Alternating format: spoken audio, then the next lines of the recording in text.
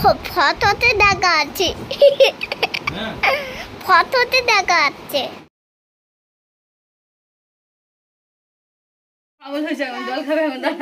জল খাবে এখন, পাগলা হয়েছে এখন।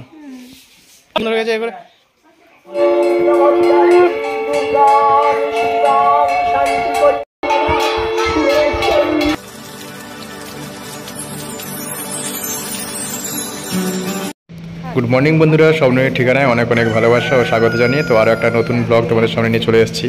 এর আগের দিনের ব্লগে তোমরা দেখেছো বাবা আমাকে সারপ্রাইজ দিতে আমরা কিভাবে একটা নতুন রাস্তা ট্রাই করে চলে এসেছিলাম এবং অনেক তাড়াতাড়ি বাড়ি চলে এসেছিলাম। ফটোতে দেখা আছে, ফটোতে দেখা যাচ্ছে। বাবু এখন ঘুম পেয়েছে, বাবুর জন্য বেড রেডি হচ্ছে,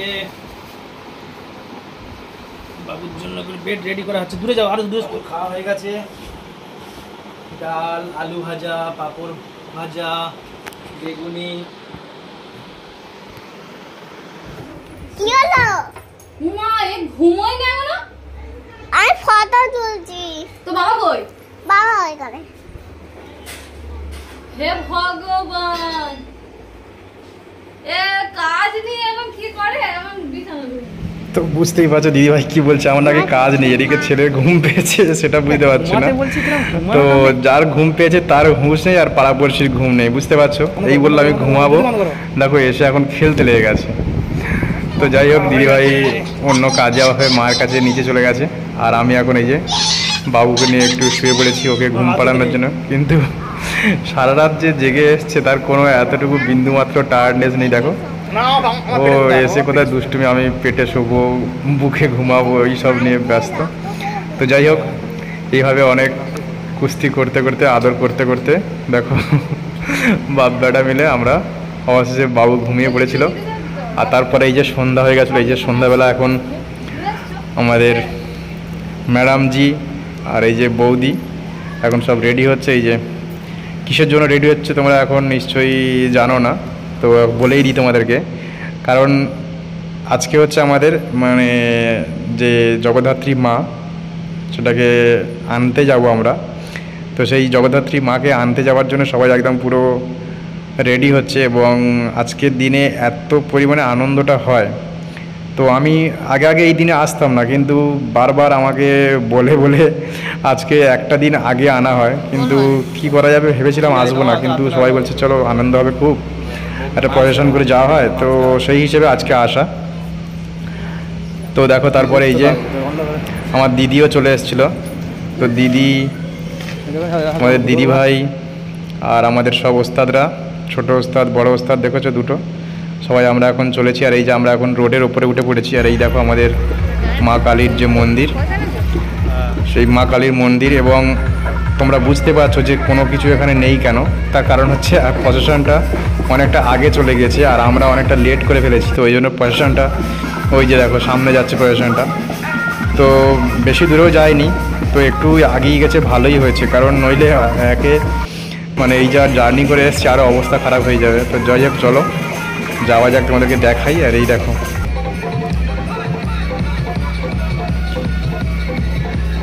ফুল মস্তি একদম।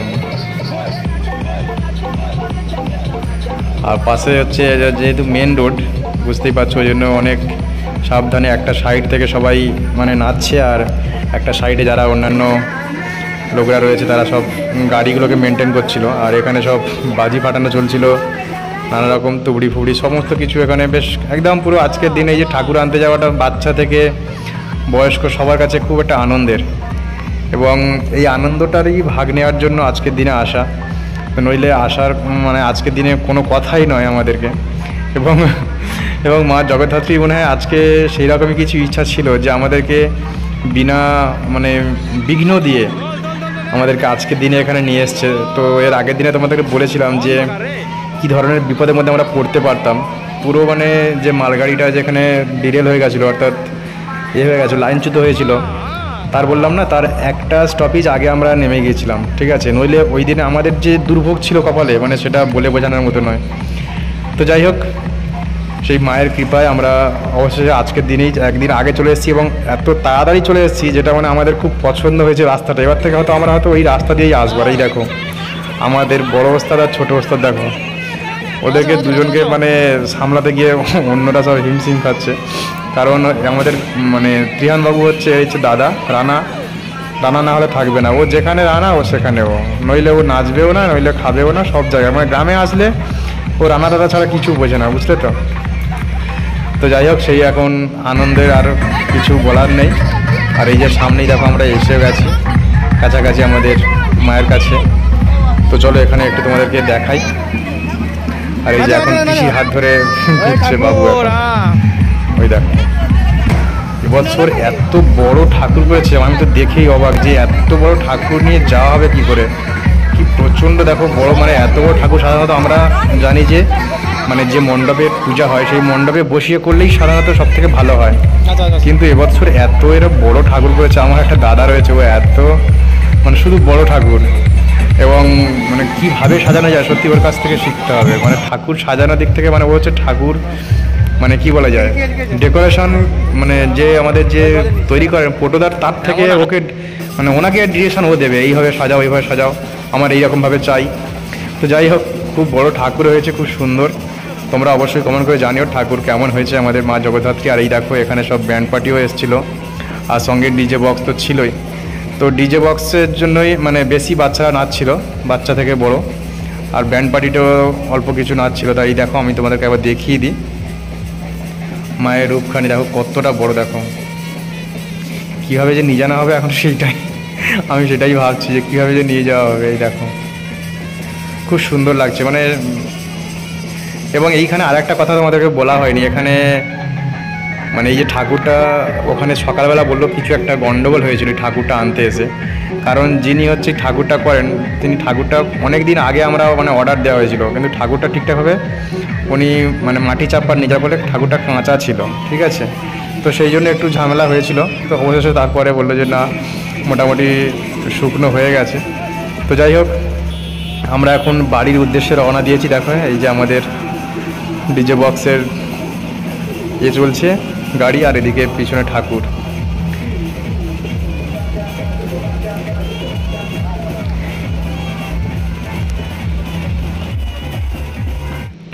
আর তারপরেই দেখো এখানে সব আমাদের সব ছোট ছোট ওস্তাদ সব রয়েছে, বুঝতেই পারছো। তারা সব রাস্তার মাঝখানে, দেখো ওদেরকে মানা করছি করে রাস্তার একদম মাঝখানে গিয়ে বাজি ফাটাস না দেবো। এখানে সবাই ওরা এখন তুলছে, রকেট তুলছে।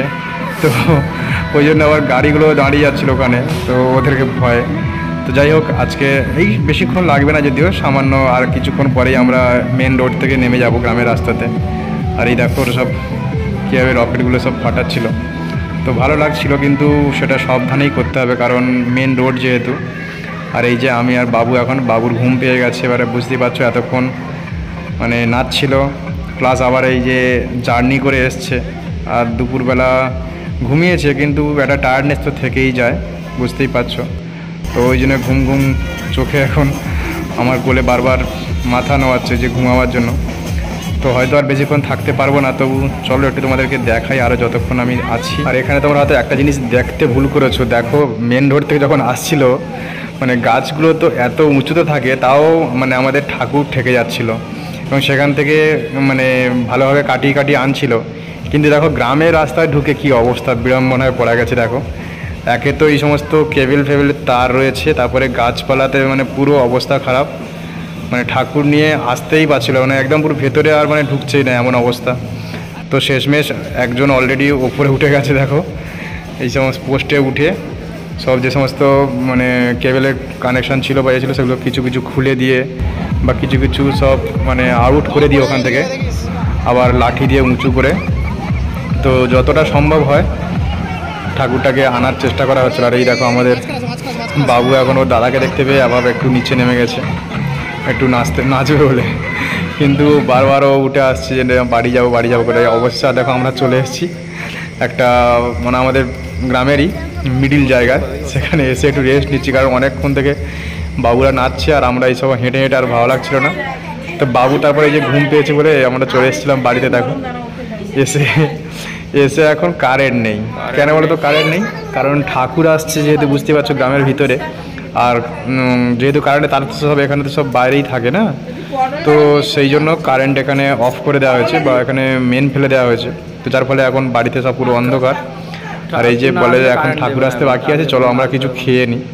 তো এই যে আমাদের আজকে সিম্পল আলু ভাতে ডাল মা রান্না করেছিল। তো যাই হোক, গরম গরম ভাতের সঙ্গে এটাই এখন অমৃত সমান। তো বাবুকেও একটু খাই দেওয়া হলো, আর দিদি ভাই, তারপর আমার দিদি, সবাই ওরাও একটু একটু করে সবাই খেয়ে নিল কিছু কিছু করে। তো খাওয়ার পরে তারপরে অলরেডি আমাদের ঠাকুর চলে এসেছিলো আমাদের পূজা প্যান্ডেলে। আর এই দেখো সব কী অবস্থা, দেখেছো? সব মুকুট সব এক সাইড হয়ে খুলে গেছে, তারপরে কত কলকা দেখো সব পড়ে গেছে ঝরে ঝরে। তো যাই হোক, তারপরে দেখো সকালবেলা আবার চলে এসেছিলাম, আর রাত্রেবেলা আসা হয়নি তোমাদের সামনে। আর এই যে দিদিভাই এখন সকাল সকাল বসে পড়েছে, কারণ পূজা রয়েছে বুঝতেই পারছো, তো তাড়াতাড়ি কি সব কাজ সেরে নিতে হবে। তো এই জন্য ওদিকে এখন বাবু এখন ঘুমাচ্ছে এখন, বুঝতেই পারছো। তো এই সময় যতটা সম্ভব কাজ করে নেওয়া যায় সেটাই জন্য দিদিভাই এখন সকাল সকাল এই যে আলু ফালু কাটতে বসে গেছিলো, আর আমি এই যে বাবুর খাবার একটু বানিয়ে রেডি করে নিয়েছি। কারণ এই সময় যদি মানে ঘুমিয়ে ঘুমিয়ে খাইয়ে দেওয়া হয়তো মানে তাড়াতাড়ি সম্ভব, নইলে একবার যদি জেগে গেছে তো গেল, আর তোমার খাওয়ানো অসম্ভব। আর গ্রামে এসে মানে ওই সব আমার সব ভাইপো সব রয়েছে, ভাইপো ভাইজিরা রয়েছে, তাদের সাথে খেলায় এত মত্ত হয়ে যায় যে ও খাওয়া দাওয়া পুরো ভুলে যায়। আর এই যে দিদিভাই এখন এই যে ময়দাতে ময়াম দেওয়ার জন্য সব কিছু দিয়ে দিয়েছে, আর ওপরে যেহেতু আমাদের মিস্ত্রি কাজও করছে, তো তার জন্য সব চা ফা করে দিদিভাই ওদিকে দিয়ে দিয়েছিল। আর মা এখন গেছে পুজো করতে, মানে আমাদের ঘরের ঠাকুরের পূজা করতে।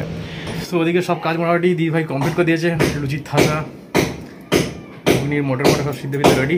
আর এদিকে এখন এই যে মেকআপ চলছে, এদিকে স্নান হয়ে গেছে আমাদের দুজনের, মাঠ তো হয়ে গেছিলো আগে পুজো। তাড়াতাড়ি চলো আমি এবার পুজোর ডালাগুলো রেডি করে নিই, আর চলো ওদিকে পুজো সব রেডি হয়ে আছে, তাই চলো। আর এই দেখো নিচে এসেই দেখো আমাদের মিঠিমা কি করছে, পুচুমা এদিকে খেলতে আরম্ভ করেছে। আর দিদিভাই এই যে প্রসাদগুলো মানে প্লেটে করে সব নিয়ে নেওয়া হয়েছে, তো একসাথে নিয়ে যেতে পারো না, ওই জন্য আমি একটা নিলাম, আর দিদিভাই বললো আমি দুটো নিয়ে নিই। তো 3টে জায়গায় দেওয়া হবে, তো চলো তাড়াতাড়ি যাওয়া যাক। ওদিকে মাইকে অ্যানাউন্স করছে বারবার যে সব যে যার সব প্রসাদ ডালাগুলো দিয়ে যাওয়ার জন্য। তো আমাদের এখানে দেখো একটা প্রথম মন্দির, এটা হচ্ছে শীতলা মা রয়েছেন, বাবা জরাসুর, মা মনসা, রক্তাবতী রয়েছেন। আর আরও একটা মন্দিরের আরও একটা ঘরে হচ্ছে এখানে মা লক্ষ্মী আর মা ষষ্ঠী আর হচ্ছে বিপত্তারিণী মা রয়েছেন ওই সব। তো যাই হোক, দুটো এখানে রুমে দিয়ে দেওয়া হলো। আর ওখানে এবারে যাচ্ছে এই যে দেখো আমাদের মা জগদ্ধাত্রী মায়ের ওখানে দিদিভাই একটু নাম লিখে নিচ্ছে, কারণ এখানে তো বহুত ডালা পড়বে, তো ডালাগুলোর নাম লিখে দেওয়াটাই মানে বাঞ্ছনীয় হবে, নইলে খুঁজে পাওয়া মুশকিল। তো দেখো কালকে রাত্রিবেলা তো তোমরা দেখেছিলে সব কলকা ফলকা খুলে পড়ে গিয়েছিল, কিন্তু আজকে দেখো রাত্রের মধ্যে সব মানে যে বানিয়েছিলেন ঠাকুরটা এসেছিলেন, এসে সব ঠিকঠাক করে ওকে লাগিয়ে দিয়ে গেছিলেন। এবং দিনের বেলার মায়ের রূপটা তোমাদেরকে একবার দেখাই, ভালো করে দেখো। আর এই দেখো সব ধীরে ধীরে সব এই যে আমাদের পুরো প্যান্ডেল দেখো এখন দিনের বেলা কেমন আছে, পুরো একদম ফুল কমপ্লিট হয়ে গেছে প্যান্ডেল।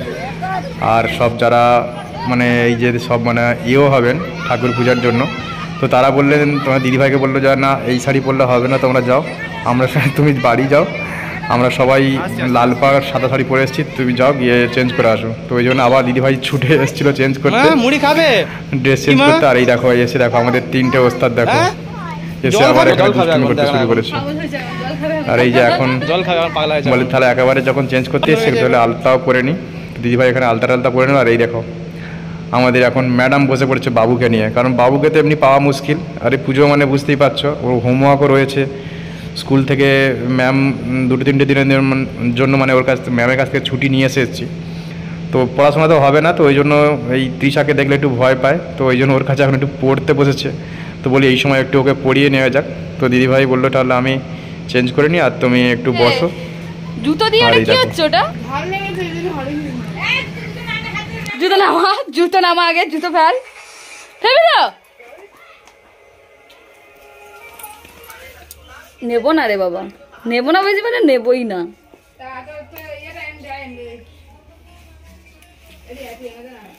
ভদ্রলোক কি লিখছে? ভদ্রলোক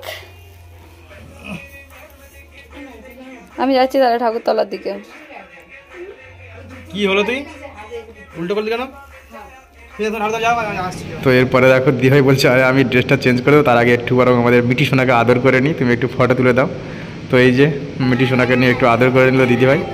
আর এরপরে দেখো এই যে আমাদের ফুল একদম মহিলা সংগঠনটা একদম পুরো রেডি একদম মায়ের বন্দনা করার জন্য, এবং যে সমস্ত আরও সব ক্রিয়াকলাপ মানে বাকি রয়েছে তো এখান থেকেই শুরু হলো।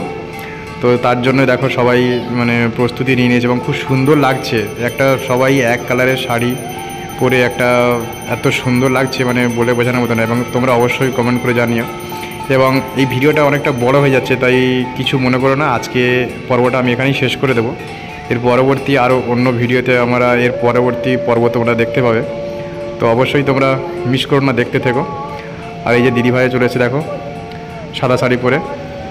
তো ঠিক আছে বন্ধুরা, আজকে ভিডিওটা এখানেই শেষ করছি। সবাই খুব ভালো থেকো, সুস্থ থেকো। আর যদি ভিডিওটা তোমাদের ভালো লাগে থাকে অবশ্যই একটা কমেন্ট করে দিও, আর শেয়ার করতে কিন্তু ভুলো না। তো আজকে আমাদের সবাইকে টাটা।